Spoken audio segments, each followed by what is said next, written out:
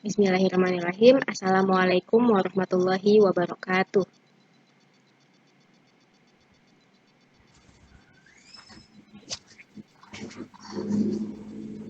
Waalaikumsalam Waalaikumsalam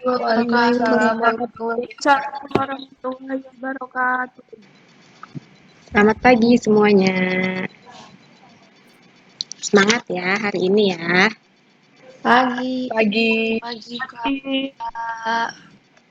Apa kabar hari ini? Sehat? Alhamdulillah. Alhamdulillah. Tetap jaga kesehatan ya. Walaupun walaupun sekolah online, tapi semangat juga harus tetap dijaga, kesehatan juga harus tetap dijaga. Oke. Absensi untuk pertemuan kali ini, Ibu tulis linknya di chat ya. Itu ada link Google Form. Kalian bisa mengisi absennya di situ. Waktunya sampai jam pelajaran selesai. Oke. Pada hari ini kita akan mempelajari mengenai penerapan arus bolak-balik dalam kehidupan sehari-hari. Coba ingat-ingat minggu sebelumnya, kan minggu-minggu sebelumnya kita sudah mempelajari mengenai konsep arus AC ya, atau arus bolak-balik. Ada yang masih ingat nggak komponen elektronik yang ada di rangkaian RLC itu ada apa aja? Ya, resistif, induktif, kapasitif. Itu komponen-komponen elektronik yang berada pada rangkaian arus AC. Selanjutnya, kita akan membahas mengenai penerapan arus bolak-baliknya dalam kehidupan sehari-hari.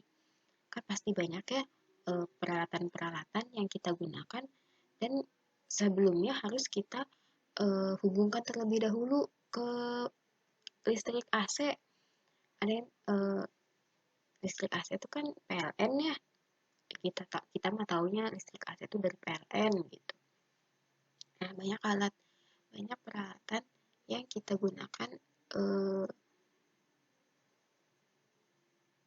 gunakan dengan menggunakan listrik AC gitu.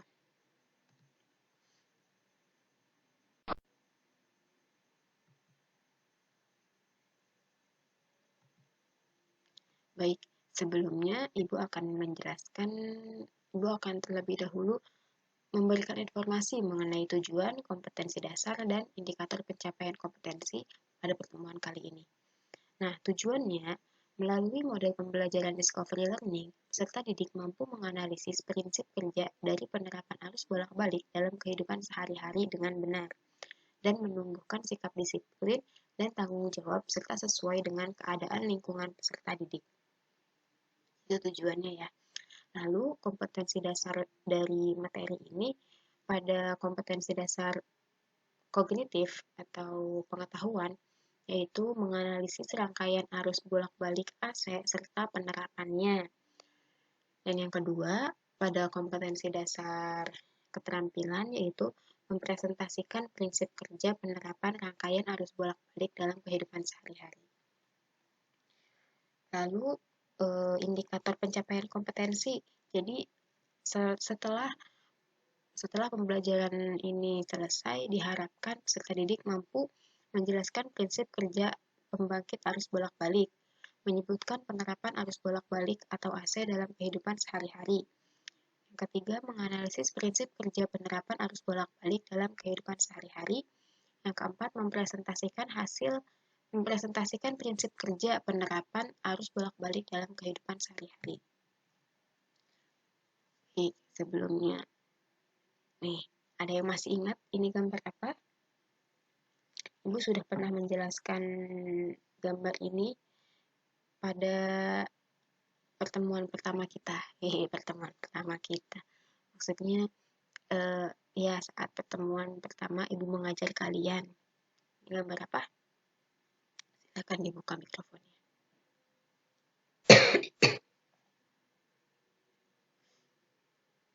Ya. Nah, namanya generator. Generator atau pembangkit arus bolak-balik.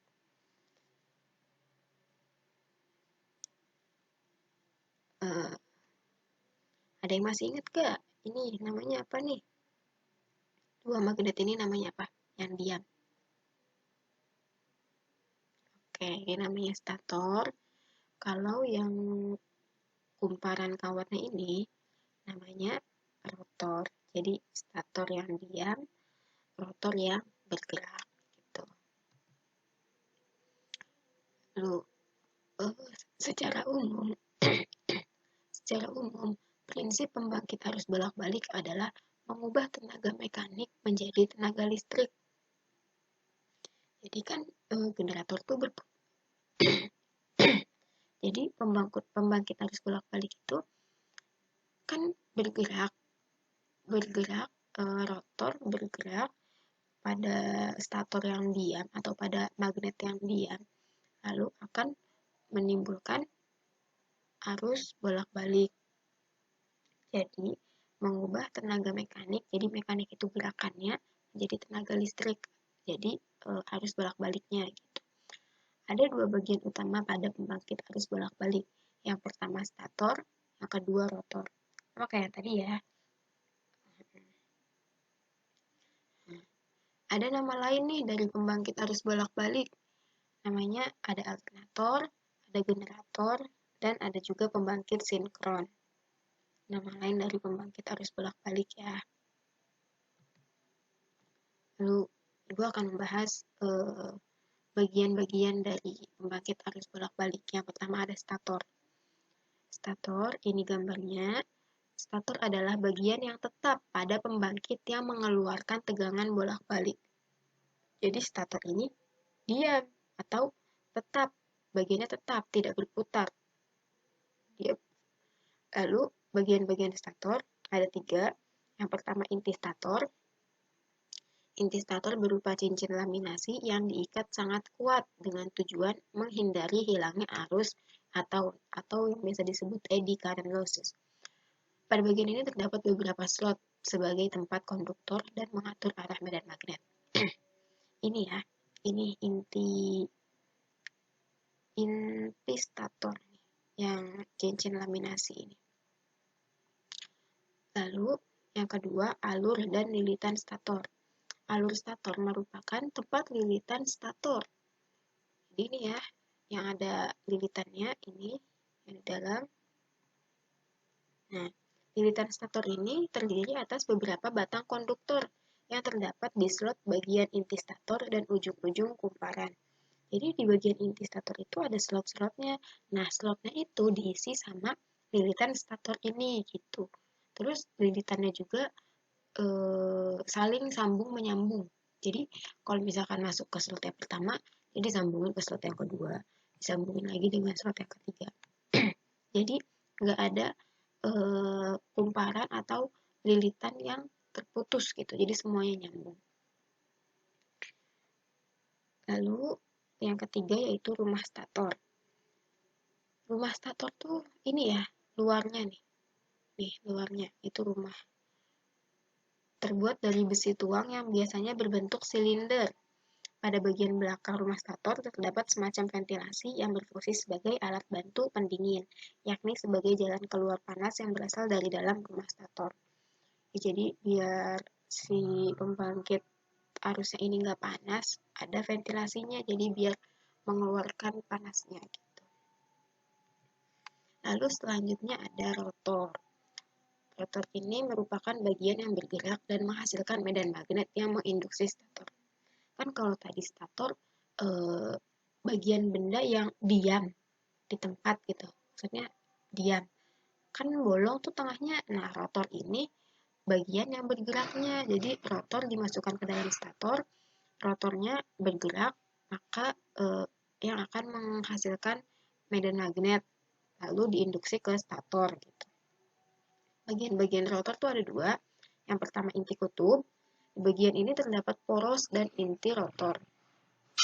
Porosnya ya, karena dia berputar jadi dia punya poros. berfungsi sebagai jalur fluks magnet yang dibangkitkan oleh kumparan medan. Ini ya, ini inti kutubnya. Lalu yang kedua, kumparan medan berfungsi sebagai jalur pemantik. Nih kumparan medan. Atau yang pemancing untuk menghasilkan fluks magnet. Lalu kita akan membahas mengenai prinsip kerjanya. Jadi, prinsip kerja pembangkit arus bolak-balik berdasarkan prinsip induksi elektromagnetik. Tegangan bolak-balik akan dibangkitkan oleh putaran medan magnet dalam kumparan yang diam. Jadi, kan tadi tuh rotornya bergerak ya. Nah, ketika rotor itu bergerak akan menghasilkan ketika rotor itu berputar atau bergerak, jadi magnet yang ada di rotor itu berinduksi dengan kumparan-kumparan yang ada di stator, maka menghasilkan tegangan bolak-balik gitu. Nah, nilai tegangannya ini bergantung pada 3 faktor nih. Yang pertama jumlah lilitannya, yang kedua kuat medan magnetnya, dan yang ketiga kecepatan putaran rotornya. Jadi semakin banyak lilitannya, maka tegangannya juga semakin besar. Semakin besar kuat medan magnetnya, maka tegangannya juga semakin besar. Begitupun dengan semakin cepat atau kecepatannya semakin besar putaran rotornya nih, maka ininya juga akan semakin besar tegangannya. Lalu prinsip kerja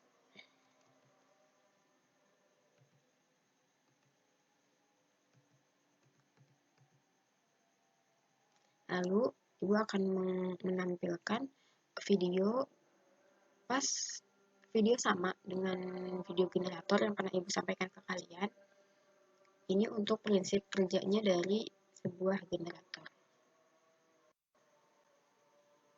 Saat ini, kelistrikan menjadi bagian yang sangat penting dari hidup kita.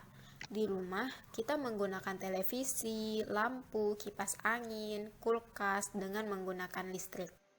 Dalam bidang industri, kita mengetahui beberapa jenis pembangkit listrik, seperti pembangkit listrik tenaga termal, pembangkit listrik tenaga nuklir, dan ada juga pembangkit listrik tenaga air.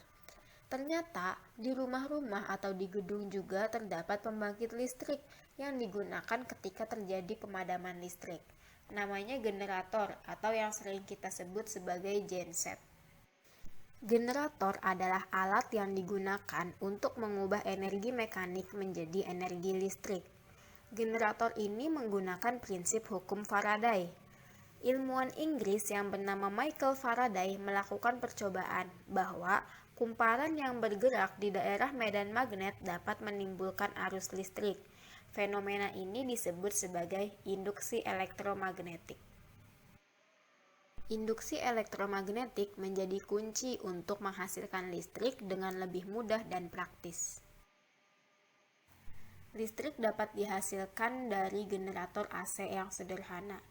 Generator AC terdiri dari dua medan magnet yang berbeda yang disebut dengan stator, kumparan yang berputar di daerah magnet yang disebut dengan rotor, dua cincin selip, dan dua sikat karbon. Kumparan yang berputar pada magnet mengakibatkan induksi elektromagnetik yang menghasilkan arus bolak-balik ke lampu yang dihubungkan dengan generator. Kuat dayanya. Kuat daya listrik yang dipakai di setiap rumah. Yang beda-beda ya dayanya, tapi tegangannya sama. Kalau di Indonesia standarnya itu 220 volt dengan frekuensi 50 Hz. Ada lagi yang lain? Yes. Oh iya. Kasih Bu. Coba kalian tulis di buku kalian pertanyaan-pertanyaan yang mengenai penerapan dari arus bolak-balik ini. Ditulis aja berapa aja gitu. Pertanyaan apapun itu. Ibu kasih waktu 3 menit ya, coba.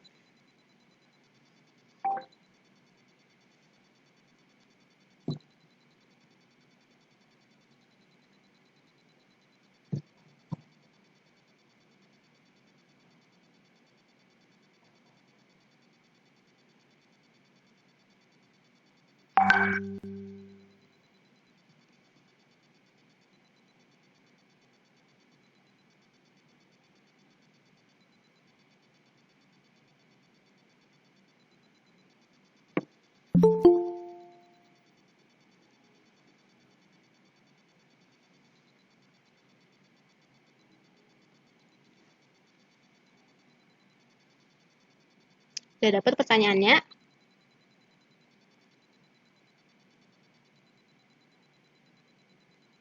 Udah Bu mau nanya. Oke, silahkan. Kan sebutan dari arus bolak-balik itu kayak alternator dan pembangkit sinkron. Terus bedanya apa sih Bu antara sebutan lainnya itu sama arus bolak-baliknya? Kalau gitu, jadi itu tuh sebutan buat namanya, nama alatnya gitu. Ada alternator, ada generator, ada pembangkit sinkron, tapi yang dihasilkan itu sama-sama arus AC. Gitu. Paham? Paham.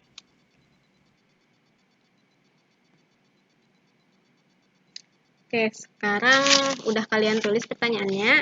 Tulis aja dulu di buku. Ya. Terus abis ini kan Ibu udah udah bikinin kelompok-kelompok kalian tuh. Kelompok diskusi. Di sini akan Ibu kirimkan LKPD-nya ke grup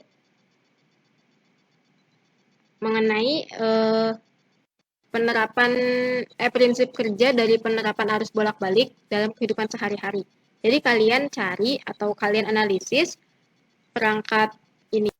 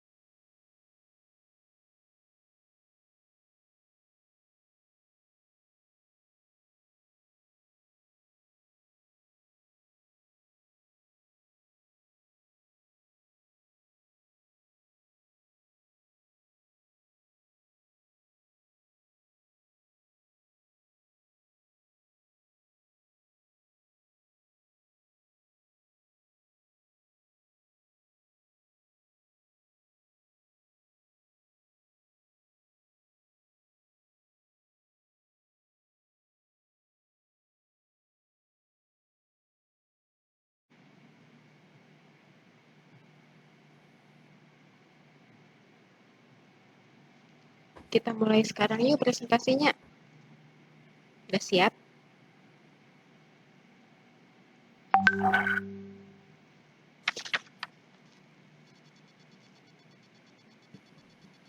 Yang lain udah gabung lagi, teman-temannya.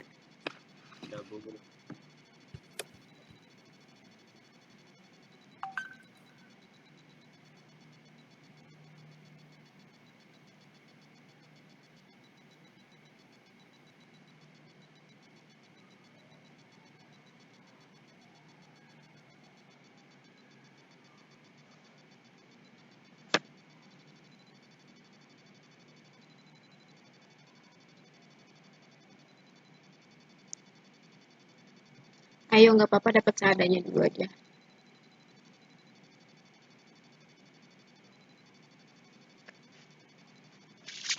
Yuk, mulai. Suara ibu kedengeran nggak?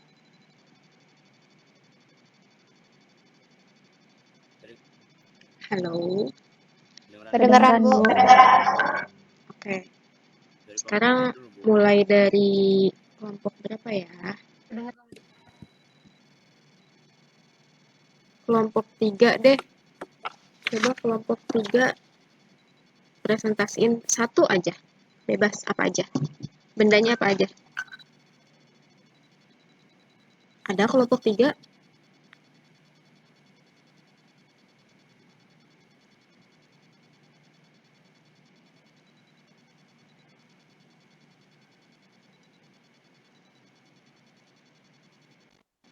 Kelompok 3 ada.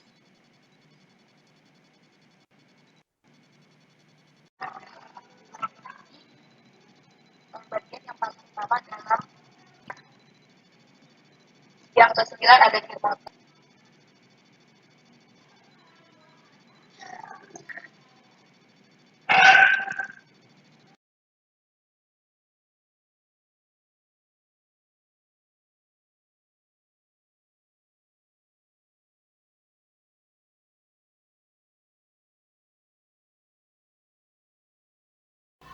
Baik, terima kasih kepada kelompok yang sudah mempresentasikan hasil LKPD-nya. Sudah bagus, materi yang disampaikan sudah rinci, sangat rinci, lalu anggota kelompoknya bergantian menjelaskan presentasinya, itu sudah baik. Oke, karena waktunya sudah hampir habis, sudah mepet, Ibu cukupkan hanya satu kelompok saja yang melakukan presentasi. Itu sudah baik hasilnya. Lalu nanti Ibu akan memberi latihan soal untuk mengetahui kemampuan pengetahuannya. Link Google Form-nya akan Ibu sampaikan di di WhatsApp grup kelas kalian ya. Oke, terima kasih untuk yang sudah mengikuti pembelajaran hari ini dari awal sampai akhir. Kalian juga sudah menyempatkan mengikuti walaupun terkendala dengan akses ya. Ibu ucapkan banyak terima kasih, dan juga Ibu mohon maaf kalau apabila ada kekurangan. Baik, kurang lebihnya Ibu mohon maaf. Wassalamualaikum warahmatullahi wabarakatuh.